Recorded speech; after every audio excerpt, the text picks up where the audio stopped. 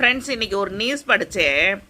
சிவகங்கை மாவட்டம் மடப்புறத்தில் இறந்து போன அஜித்குமாரோட தம்பிக்கு நம்ம கவர்மெண்ட் வேலை கொடுக்குறதா கேள்விப்பட்டேன். ஃப்ரெண்ட்ஸ், ஒரு உயிர் போயிடுச்சு, அதுக்கு காம்ப்ரமைஸாக ஒரு கவர்மெண்ட் வேலை கொடுக்குறது அப்படின்னு நீங்கள் நினச்சிங்கன்னா, அந்த உயிரை கொண்டாங்க பாருங்கள் 5 போலீஸ்காரங்க.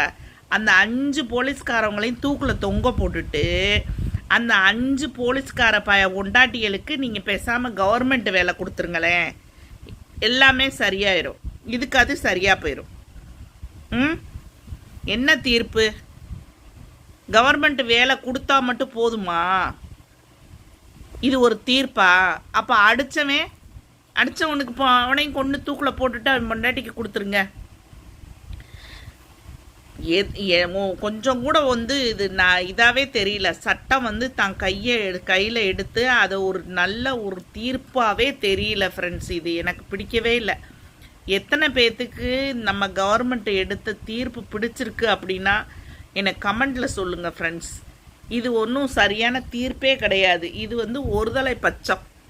அதாவது இந்த கவர்மெண்ட்டு போன தடவை நடந்த ஜெயலலிதா கவர்மெண்ட்டில் நடந்த பிரச்சனைக்காக இந்த தடவை இவங்க கவர்மெண்ட்டில் நடக்கிற பிரச்சனைக்கு காம்ப்ரமைஸ் பண்ணிக்கிறாங்க.